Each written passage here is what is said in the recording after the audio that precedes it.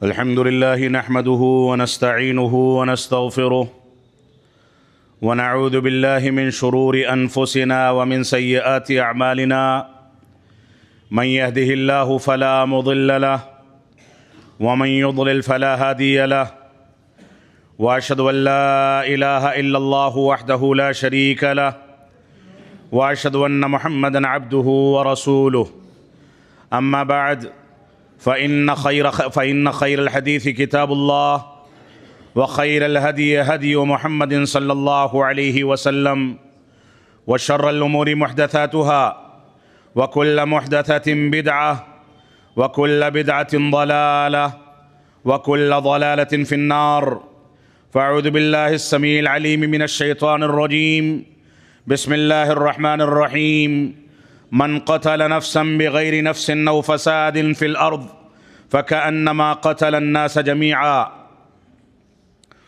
محترم سامعین کرام، بزرگان دین، نوجوانان ملت اسلامیہ اور خواتین اسلام، شریعت اسلامیہ اور دین اسلام نے ہم کو جو پیغام دیا ہے،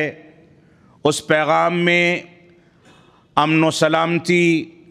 آپس میں میل محبت اور پیار اور ایک دوسرے کے لیے راستے ہموار کرنے اور ایک دوسرے کے ساتھ مل جل کر کے رہنے کا جو بندوبست کیا گیا ہے اور جو احکامات جاری کیے گئے ہیں، اس سے دنیا کے تمام مذاہب محروم ہیں۔ کوئی مذہب صرف مذہبی بنیادوں پر دوسرے مذاہب کے ساتھ بدسلوکی کی تعلیم دیتا ہے، کوئی مذہب غیر اللہ کی تعریف اور غیر اللہ کی عبادت کر کے دنیا کا سخت ترین اور سب سے زیادہ خراب قسم کا ظلم یعنی شرک اور کفر کو انجام دیتا ہے۔ لیکن دین اسلام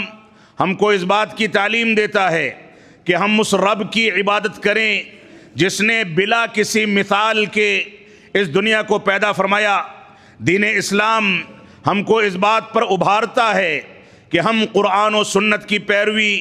اس کیفیت میں کریں جس کے اندر توحید و سنت اور صحابہ کرام کے احترام کا مکمل جذبہ ہو، اور دین اسلام کی تعلیمات کی روشنی میں ایک مسلمان یہ ثابت کر سکے کہ مسلمانوں کو زندگی کیسے گزارنی ہے، غیروں کے اور دوسرے مذاہب کے لوگوں کے حقوق کیا ہیں، ان کے ساتھ معاملات کیسے ہونے چاہیے، اگر ہم کہیں اقلیت میں ہیں تو ہماری ذمہ داریاں کیا ہیں، ہم کس انداز سے لوگوں کے ساتھ کاروبار میں شریک ہوں، کس انداز سے زندگی گزاریں، ان تمام کے تمام امور پر اسلام نے مستقل طور سے ہماری رہنمائی کی ہے۔ ہماری ذمہ داری ہے کہ اسلام کی ان تعلیمات کو وطن عزیز جیسے ان ممالک اور ان جیسے ممالک اور ملکوں کے اندر ہم نافذ کر کے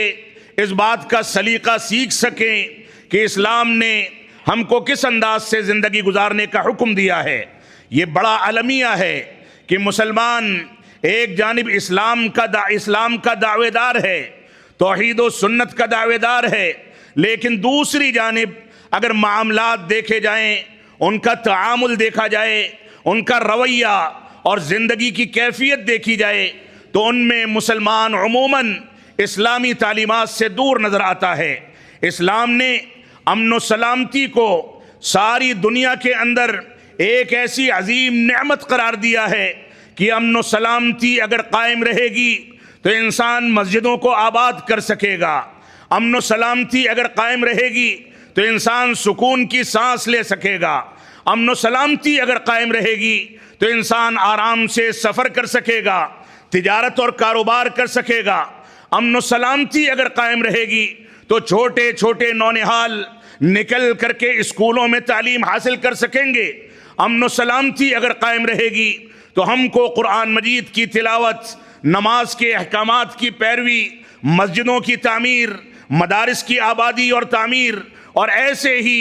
شریعت اسلامیہ کے مختلف احکامات پر عمل پیرا ہونے کا موقع ملے گا۔ لیکن اگر یہ امن و سلامتی ضائع ہو جائے،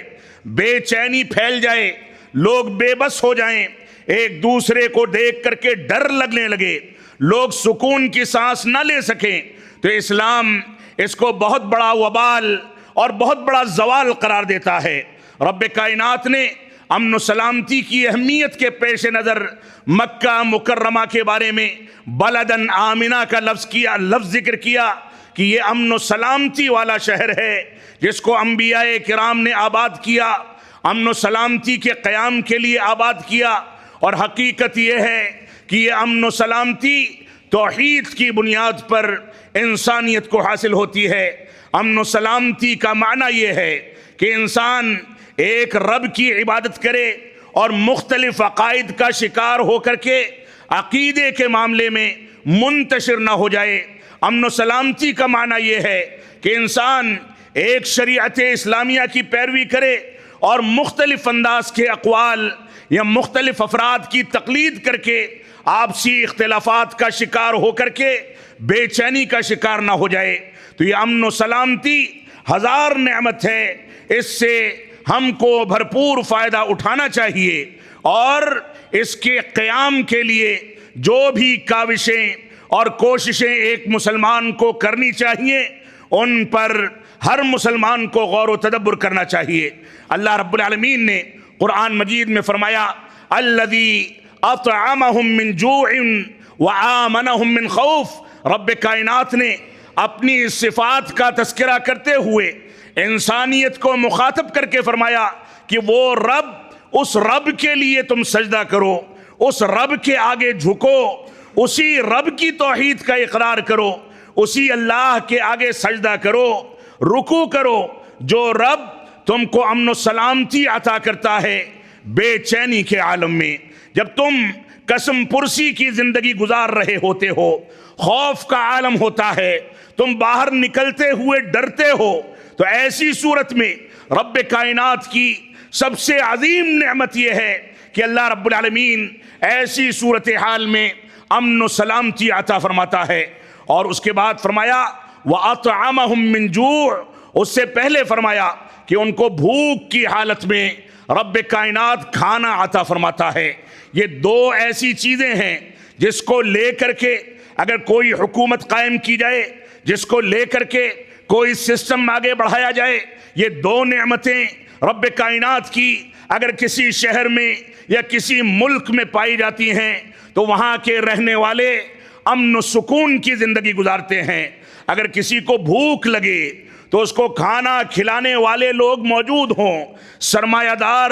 اپنے سے کم تر لوگوں اور غریب اور فقیروں کا خیال کر کے ان کو بھوکا نہ سونے دیں، کیونکہ اس پیٹ میں جب بھوک جاگتی ہے تو اس بھوک کی شدت کے نتیجے میں انسان نہ جانے کون کون سے اقدامات کرتا ہے، جرائم تک کو گلے لگا لیتا ہے۔ یہ بھوک اور پیٹ انسان کو جھوٹ بولنے پر مجبور کرتا ہے، دھوکہ دھڑی، چوری چکاڑی، ڈاکہ زنی اور ہر قسم کے جرائم کے لیے آمادہ کر دیتا ہے۔ رب کائنات نے اسی وجہ سے اس کو عظیم نعمت قرار دیا۔ اور آج میں سوال کرنا چاہوں گا، کتنے ایسے مسلمان ہیں جو بھوکے سوتے ہیں؟ رب کائنات نے ہم کو نعمتیں عطا کر رکھی ہیں، ہم چاہیں تو جھگی جھوپڑی والوں کو، رکشہ چلانے والوں کو، غریبی اور فقیری کی زندگی گزارنے والوں کو اپنے مال میں سے تھوڑا سا یاد کر کے ان کی بھوک اور پیاس کا انتظام کر سکتے ہیں۔ یہ اللہ رب العالمین کی ہزار نعمت ہے۔ اور اسی طریقے سے رب کائنات نے امن و سلامتی کو نعمت قرار دیا۔ آپ دیکھیں تاریخ اسلام میں اس بات کے واقعات ملتے ہیں۔ رسول اکرم صلی اللہ علیہ وسلم نے یہ پیشین گوئی فرمائی کہ میری امت میں ایک بار تلوار اڑ جائے گی تو میان میں نہیں جائے گی۔ آپ عثمان غنی رضی اللہ تعالیٰ عنہ کی شہادت کے دور میں اٹھنے والے فتنوں کا دراسہ کر لیں، کس انداز سے وہ مظلوم خلیفہ اپنے مکان کی کھڑکی سے جھانک کر کے مسلمانوں کے سامنے بار بار کہتا تھا کہ میں نے مسجد نبوی تمہارے آرام کے لیے پتھروں سے تعمیر کرائی، بیر روما کو خرید کر کے میٹھے پانی کو مہیا کرنے کے لیے تمہارے لیے وقف کر دیا، جیش عسرہ کو تیار کیا۔ مجھ کو اللہ کے نبی صلی اللہ علیہ وسلم نے ان بنیادوں پر جنت کی بشارت دی۔ آپ دیکھیں اسی دور سے اسلام کی تاریخ کو دیکھ لیں، امن و سلامتی یہ ہزار نعمت ہے، اس کے لیے ہم کو سارے جتن کرنے چاہیے، لیکن موجودہ دور میں چاہے اس کو سیاست کہا جائے، چاہے اس کو اتہام کہا جائے، چاہے میڈیا کی غلط بیانی کہا جائے، کس بیانی کہا جائے، اور چاہے ان چیزوں کا تعلق حقیقت میں کچھ ایسے لوگوں سے ہو جو شر پسند اور خوارج کا ذہن رکھنے والے ہیں، لیکن اصل یہ ہے کہ اس انداز کے حادثات اور یہ تفجیر کے واقعات، یہ بم دھماکوں، خودکش حملوں اور اسی طریقے سے معصوموں کی جان جس چیز میں جاتی ہے، یہ حادثات کہیں سے بھی ہوں، کوئی بھی انجام دے، لیکن یہ معصوموں کے لیے بے چینی کا سامان ہے۔ یہ چند احمق قسم کے لوگ اس انداز کی حرکتیں کر کے دوسرے لوگوں کے لیے مشکلات کھڑی کرتے ہیں۔ ہماری ذمہ داری ہے کہ ہم چوکس رہیں، ہماری ذمہ داری ہے کہ ہم افواہوں پر کان نہ دھریں، ہماری ذمہ داری ہے کہ سوشل میڈیا یا میڈیا کے ذریعے جو غلط واویلا کھڑا کیا جاتا ہے، زہر کھولا جاتا ہے، ان چیزوں پر غور و تدبر کر کے انصاف کا اور عدل و انصاف کا ساتھ دیں اور ظلم و جور سے کنارے رہیں۔ اسلام ایک ایسا مذہب ہے جس نے امن و سلامتی کے قیام کو ہزار نعمت قرار ہی دیا، اور اسی امن و سلامتی کے قیام کے نتیجے میں حقیقت یہ ہے کہ اگر اسلام کی دوسری تعلیمات کا مطالعہ کیا جائے تو اسلام میں عدل و انصاف کی اہمیت اتنی زیادہ ہے کہ عدل و انصاف کے قیام کے لیے اللہ کے نبی صلی اللہ علیہ وسلم یہاں تک فرماتے ہیں، اے لوگو سنو،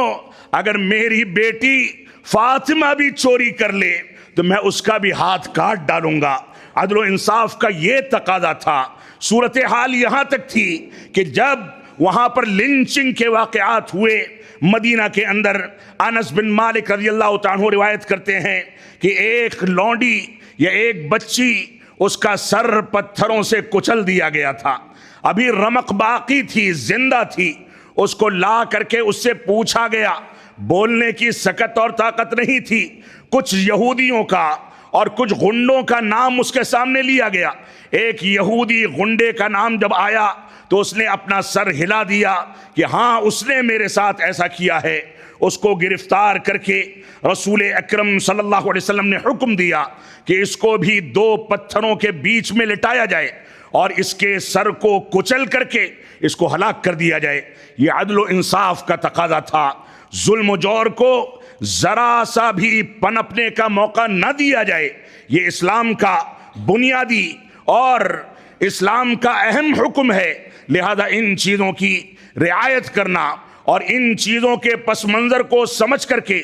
زندگی گزارنا، اور اسلام پر کوئی اتہام لگانے سے پہلے، مسلمانوں کو متہم کرنے سے پہلے اصل اور حقیقی اسلام کا دراسہ کر لینا، یہ ہمارے ذمہ داران کی، حکومت کے ذمہ داران کی، پولیس والوں کی اور ساری کی ساری انتظامیہ کی بنیادی ذمہ داری ہے۔ ایسا نہ ہو کہ کہیں کوئی شخص نہ ظالم نہیں ہے لیکن اس کو ظلم و جور میں پھنسا کر کے مظلوم ہونے کے باوجود اس کو پریشان کیا جائے۔ اللہ کے نبی صلی اللہ علیہ وسلم کا فرمان ہے وَاتَّقِ دَعْوَةَ الْمَظْلُومِ، کہ مظلوم کی بد دعا سے بچو،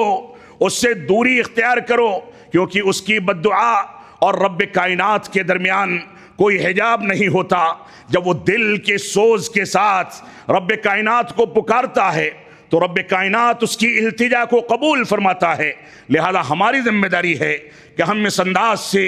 اسلام کی گہرائی کو سمجھیں۔ آپ دیکھیں عمر بن خطاب رضی اللہ تعالیٰ عنہ کے دور میں ایک غلام کو دھوکے سے قتل کر دیا گیا۔ ابن عمر روایت کرتے ہیں دھوکے سے قتل کر دیا گیا تو عمر بن خطاب رضی اللہ تعالیٰ عنہ نے فرمایا کہ اگر صنعاء شہر کے سارے لوگ اس غلام کو دھوکے سے قتل کرنے کے جرم میں شریک ہیں تو میرا قاعدہ یہ ہے کہ اہل صنعاء کو جمع کر کے سب کو قتل کے بدلے قتل کر دوں، کیونکہ یہی عدل کا تقاضا ہے۔ یہ اسلام نے ہم کو تعلیمات سکھائی ہیں، لہذا ان چیزوں کا خیال کرنا یہ ہماری ذمہ داری ہے۔ تو بنیادی طور سے امن و سلامتی کا قیام، عدل و انصاف کا قیام، یہ ہمارے لیے ہماری اپنی نجی زندگی سے ہو کر کے نکلتا ہے۔ ایک باپ اپنے رویے کا دراسہ کرے کہ وہ اپنے بچوں کے ساتھ انصاف سے کام لیتا ہے یا نہیں لیتا۔ ایک گھر کی ماں اپنے بچوں کے بارے میں اس بات کا مطالعہ کرے۔ ایک مسجد کا ذمہ دار، ایک خطیب، ایک واعظ، ایک مفتی، ایک عالم، ایک عام انسان اس بات کا جائزہ لے کہ ان کی ماتحتی میں جو لوگ زندگی گزارتے ہیں کیا ہم ان کے لیے ظالم تو نہیں ہیں۔ ایک رکشہ چلانے والا، ایک آٹو رکشہ چلانے والا، ایک ڈرائیور، ایک دکان پر کوئی سامان بیچنے والا، سب کی ذمہ داری ہے کہ وہ ظلم و جور سے اپنے آپ کو بچائیں۔ لیکن ہوتا کیا ہے، کانٹا مارا جاتا ہے، ناپ تول میں کمی کی جاتی ہے، لوگوں کو دھوکہ دیا جاتا ہے، جس سے انسان جتنا پیسہ اینٹ سکتا ہے اینٹنے کی طاق میں لگا رہتا ہے۔ جب آپ اپنے درمیان ظلم کریں گے،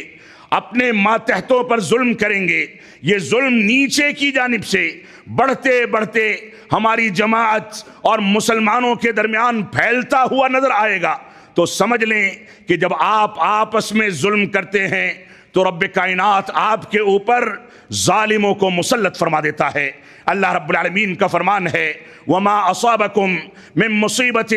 فبما کسبت ایدیکم ویعفو عن کثیر، کہ تم کو جو کچھ مشکلات لاحق ہوتی ہیں یہ تمہارے اپنے کرتوتوں کا، بدعمالیوں کا نتیجہ ہیں۔ اس کے باوجود رب کائنات بہت ساری غلطیوں کو معاف فرما دیتا ہے۔ تو ہمیں اس بات پر غور و تدبر کرنا ہوگا۔ شیخ الاسلام علامہ ابن تیمیہ رحمۃ اللہ علیہ فرماتے ہیں کہ اگر کسی ملک میں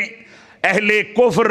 اور اہل شرک کی حکومت قائم ہے اور وہ عدل و انصاف سے کام لیتے ہیں تو رب کائنات ان کو استحکام عطا فرماتا ہے، اور فرماتے ہیں کہ اگر کسی ملک میں اہل توحید اور مسلمانوں کی حکومت قائم ہے لیکن وہ عدل و انصاف کے بجائے ظلم سے کام لیتے ہیں تو ان کو استحکام نصیب نہیں ہوتا، بلکہ رب کائنات ان کو تباہ کر دیتا ہے۔ تو یہ عدل و انصاف اسلام کی سربلندی اور اسلام کے قیام کا بنیادی ذریعہ ہے۔ ہمیں زندگی کے تمام اتار چڑھاؤ میں، تمام گوشوں میں عدل و انصاف کے بارے میں اپنا جائزہ لینا چاہیے اور ظلم و جور سے اپنے آپ کو بچانا چاہیے۔ جو آیت کریمہ آپ کے سامنے ابتدا میں تلاوت کی گئی، من قتل نفسا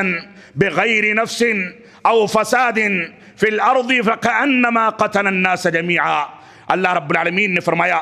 جس نے بغیر کسی حق کے، بغیر کسی نفس کے، کسی نفس کو ظلماً اور غلط طریقے سے قتل کر دیا یا زمین میں فساد مچانے کے لیے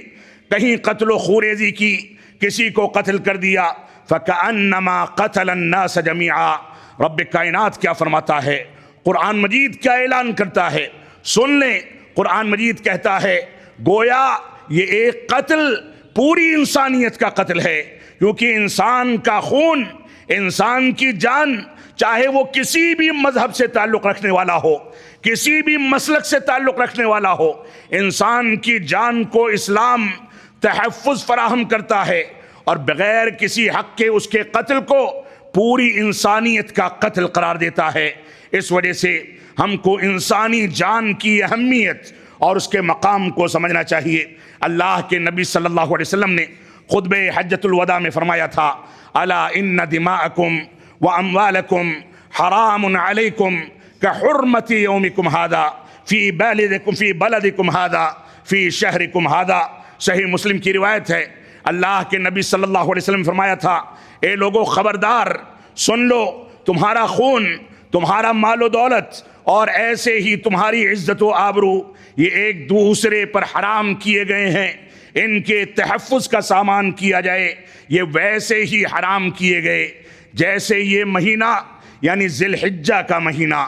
حرمت والا مہینہ ہے، جیسے یہ شہر یعنی مکہ مکرمہ حرمت والا شہر ہے، ویسے ہی ان چیزوں کو تمہارے اوپر حرام قرار دیا گیا۔ اور آپ دیکھیں شیخ الاسلام علامہ ابن تیمیہ رحمۃ اللہ علیہ کے قول کے مطابق اسلام میں سب سے پہلے اٹھنے والا فتنہ، سب سے خطرناک ذہنیت اسلام کی جڑوں کو کھوکھلا بنانے کی کوشش کرنے کی سب سے پہلی کاوش یہ خوارج کی کاوش تھی۔ خوارج کا سردار ذوالخویسرہ جب اللہ کے نبی صلی اللہ علیہ وسلم کے دربار میں حاضر ہوتا ہے اور کہتا ہے کہ اعدل، اے اللہ کے نبی صلی اللہ علیہ وسلم میرے ساتھ انصاف کیجئے، تو آپ نے کیا فرمایا تھا؟ وَيْلَكْ مَنْ يَعْدِلْ اِذَا لَمْ أَعْدِلْ، اے سن لو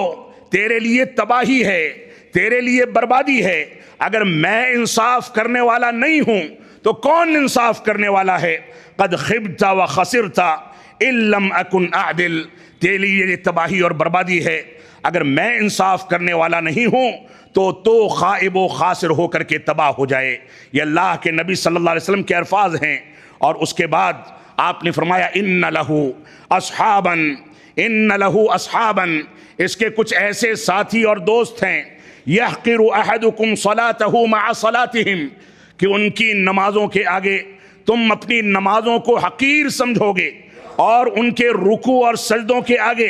تم اپنے رکوع اور سجدے کو حقیر سمجھو گے، ان کے روزوں اور صوم کے آگے تم اپنے روزے اور صوم کو حقیر سمجھو گے۔ آگے فرمایا یقرؤون القرآن لا یجاوز تراقیہم، اور اس کے بعد فرمایا یہ لوگ قرآن مجید پڑھیں گے، قرآن مجید کی تلاوت کا اہتمام کریں گے۔ اور آپ دیکھیں اس وقت ٹیلی ویژن کے ڈیبیٹ میں ایکس مسلمز کا جو تماشا چل رہا ہے، اور ہمارے لوگ بھی اس کو بڑھاوا دیتے ہیں۔ ٹیلی ویژن کے ڈیبیٹس میں اسلام کو چیلنج کرنے اور اسلام کا مذاق اڑانے کا جو سلسلہ چلا ہے، جس میں غیر مسلموں کو بلا کر کے قرآن مجید کی آیتیں پڑھوا کر کے باقاعدہ فتنے کھڑے کیے جاتے ہیں، یہ سارا کا سارا سلسلہ میں سمجھتا ہوں کہ اسی کی مختلف کڑیاں ہیں۔ فرمایا یقرؤون القرآن، یہ لوگ قرآن مجید کو پڑھیں گے، لا یجاوز تراقیہم، لیکن یہ قرآن مجید ان کے حلق سے نیچے نہیں اترے گا،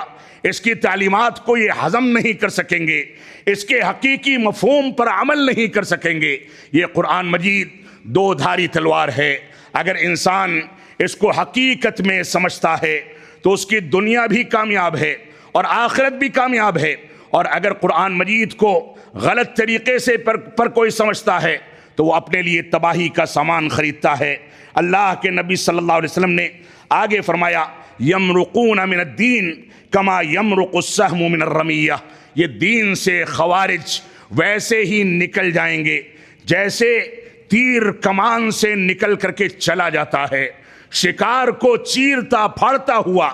پار نکل جاتا ہے، اس کے واپس آنے کا امکان نہیں، ویسے ہی خوارج دین سے ایسے تیزی کے ساتھ نکل جائیں گے جیسے یہ تیر نکلتا ہے۔ رب کائنات ہم کو خوارج کی تمام صفتوں سے محفوظ رہنے کی توفیق عطا فرمائے۔ اس کے بعد فرمایا یأتی فی آخر الزمان قوم حدثاء الاسنان سفہاء الاعلام، صحیح بخاری کی یہ بھی روایت ہے۔ فرمایا کہ آخری دور میں کچھ ایسے افراد آئیں گے جو کم عمر ہوں گے، نوجوان ہوں گے، اور ایسے ہی بے وقوف اور احمق قسم کے ہوں گے، کہاں کیا بولنا ہے، کیا کرنا ہے، کیا فیصلے کرنے ہیں، ان کو اس کے نتائج سے کوئی سروکار نہیں ہوگا۔ اور ایسے ہی بعض روایات میں اللہ کے نبی صلی اللہ علیہ وسلم نے فرمایا سیکون فی امتی اختلاف و فرقہ قوم یحسنون القیل ویسیئون الفعل، فرمایا کہ میری امت میں ان قریب اختلاف و انتشار ہوگا، ایسی قومیں ہوں گی جو بڑی اچھی اچھی باتیں کریں گی، جن کے منہ سے پھول جھڑیں گے، بڑی ایسی باتیں کریں گے جس کی وجہ سے لوگوں کو رچھانے میں کامیاب ہو جائیں گے، لیکن ان کا فعل، ان کا عمل بہت برا ہوگا، اور یہ اپنے عمل کے ذریعے لوگوں کے لیے مشکلات کھڑی کریں گے۔ فرمایا ہم شر الخلق والخلیقہ، یہ روئے زمین پر پائی جانے والی سب سے زیادہ بری مخلوق ہوگی جو ان سے قتال کرے گا یا جو ان کا قتل کرے گا۔ اسلامی حکومت کے اشراف اور ماتحتی میں ولی امر کے حکم کے مطابق جو ان کے ساتھ قتال کرے گا، اس کے بارے میں اللہ کے نبی صلی اللہ علیہ وسلم نے اس کو جنت کی بشارت دی۔ اللہ کے نبی صلی اللہ علیہ وسلم سے ابو داؤد کی ایک روایت ہے، اس میں یہ سوال کیا گیا کہ اللہ کے نبی صلی اللہ علیہ وسلم وما سیماہم، ان خوارج کی کچھ علامتیں بتا دیں، تو آپ نے فرمایا التحلیق، یہ سروں کو چھل کر کے رکھیں گے، یہ ہمیشہ بالوں کو اتار کر کے رکھیں گے۔ امام احمد بن حنبل رحمۃ اللہ علیہ غالباً فرماتے ہیں کہ بلا کسی عذر کے، حج و عمرہ کے علاوہ بلا کسی سبب کے جو لوگ بال چھلوا دیتے ہیں، شرعی حکم کے مطابق یہ در حقیقت مکروہ ہے، اس سے بچنا چاہیے۔ خوارج کی یہ علامت یہاں پر ذکر کی گئی۔ اللہ کے نبی صلی اللہ علیہ وسلم اس سلسلے میں بہت سی صفات ان کی ذکر کرتے ہیں، اور ابن عمر رضی اللہ تعالیٰ عنہ کے بارے میں بعض روایات ملتا ہے، کان ابن عمر یراہم شرار الخلق، ابن عمر ان کو سب سے بری مخلوق سمجھتے تھے۔ وقال، اور فرماتے تھے، انہم انطلقوا الی آیات نزلت فی الکفار فجعلوها علی المؤمنین، یہ ایسی آیتیں جو مومنوں کے لیے، جو کافروں کے لیے نازل ہوئی ہیں، ان آیتوں کو مسلمانوں پر فٹ کر کے اور ان کی تکفیر کریں گے، ان پر لعن طعن کریں گے، ان کے بارے میں غلط انداز کا رویہ اختیار کریں گے۔ تو یہ ذو الخویصرہ کا وہ سلسلہ جو رسول اکرم صلی اللہ علیہ وسلم کی مجلس میں آپ کی توہین پر مبنی تھا، اور اس کے بعد وہ سلسلہ چلا، اور موجودہ دور میں خوارج کی صفت سے متصف ہونے والے مسلمانوں کے وہ مکاتب فکر جو خوارج کی فکر پر چلتے ہیں، مسلمانوں کی تکفیر کرتے ہیں، مسلم حکام کے خلاف بغاوت کو جائز سمجھتے ہیں، ممالک میں بے چینی پھیلاتے ہیں، امن و سلامتی کے راستے کو چھوڑ دیتے ہیں، اخوانیت و سروریت کے یہ راستے، خوارج کی نئی شکلوں کے یہ راستے حقیقت میں مسلمانوں کے لیے اس وقت سب سے بڑا چیلنج ہیں۔ ہماری ذمہ داری ہے کہ ان راستوں کو بند کر دیا جائے، اپنے گھرانوں سے، سوشل میڈیا کے ذریعے، مختلف کتابوں اور لٹریچر کے ذریعے، اور ایسے ہی غیر متخصص افراد کے ذریعے جو افکار نئی نسلوں کے ذہنوں میں ڈالے جا رہے ہیں، ان افکار کو روکنے کے لیے جو بھی بندوبست کیا جا سکے، یہ ہمارے بڑوں کی ذمہ داری ہے کہ اس پر سخت فیصلے لیے جانے چاہیے۔ بچوں کو کسی کو بھی سننے کے لیے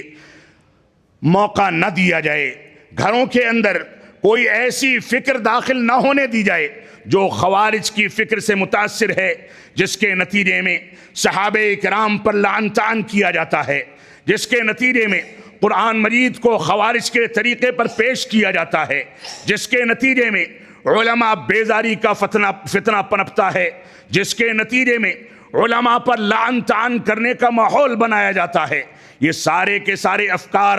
اور یہ سارے کے سارے جراثیم انہی خوارج کے جراثیم ہیں، کسی میں کم ہیں، کسی میں زیادہ ہیں، لیکن ہماری ذمہ داری ہے کہ اس سے کلی طور پر اجتناب کیا جائے۔ اللہ رب العالمین ہم کو ان باتوں کی توفیق عطا فرمائے۔ آپ دیکھیں، اللہ کے نبی صلی اللہ علیہ وسلم نے انہی خوارج کو جو آج کے دور میں دہشت گردانہ حملوں، معصوموں کے خون کو بہانے اور بے چینی پیدا کرنے کا سامان کر رہے ہیں، ان خوارج کے بارے میں ابن ماجہ کی روایت کے مطابق اللہ کے نبی صلی اللہ علیہ وسلم نے فرمایا، الخوارج کلاب النار،